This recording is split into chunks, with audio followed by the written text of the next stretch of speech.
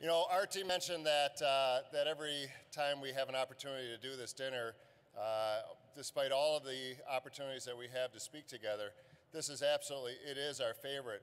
And since I became mayor in 2006, I come home from this dinner every time so inspired, so moved by the stories that we hear, so proud of these young men and women that do so much. And I come home just full of energy, and I sit down with my wife and I say, it was the most amazing dinner. I'm so inspired. I just can't believe it. And every year she'd go, well, why didn't you invite me? And so I'm a slow learner, and finally, after 6 years, I finally have remembered to invite Connie to come to this dinner. And so I'm happy that she's here. So she will know what it has inspired me all of these years. You know, the fact of the matter is I sometimes think that we misuse the phrase beat the odds. We say it as a fact, something that has already been accomplished. But I think we should also remember that beat the odds is still an imperative to these young men and women to say, your journey is not through. There is still work to be done.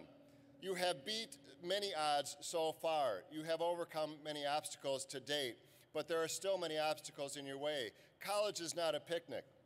Life is not easy. But you have proven by the fact that you have come here along this journey, the fact that you have made it this far, you've proven that the odds that you will face in the future are odds that you can overcome. Every time I walk away from this dinner, I think, what is it that we have to do, as Jim Koppel was talking about, what is it that you have to do to make sure that all of our children have the skills, the resources, the tools, and the community support to be able to beat the odds? There are way too many children that are not here in this room. There are way too many children that are not beating the odds. There are way too many children who we as a community are letting down.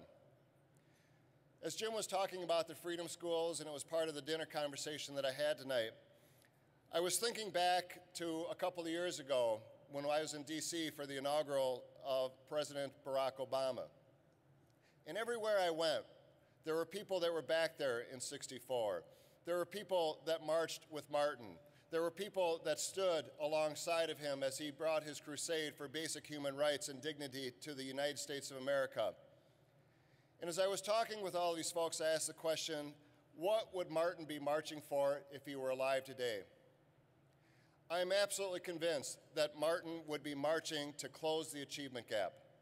Martin would be marching on behalf of our children. Martin would be marching because he understands that education is the fundamental human rights battle of our era. And we need to stand there and march with Martin in spirit. We need to march with him on behalf of our children. We need to march with him to make sure that all of our children have the skills and resources to beat the odds. You know, the fact of the matter is, as I was talking with some of those people, their step had slowed a little bit. They weren't marching as well as they might have back in 1963 or 64 or 65, but they were still marching because they knew their work wasn't done. So if you ever wanted to march with Martin, then march on behalf of these children. If you ever wished that you had stood on the steps of the Lincoln Memorial in '63, then stand on behalf of all these children to have so many odds to face.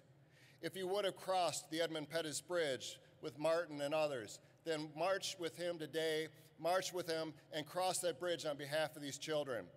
Folks, the fundamental human rights battle of our time is to make sure that every one of these children have what they need to beat the odds.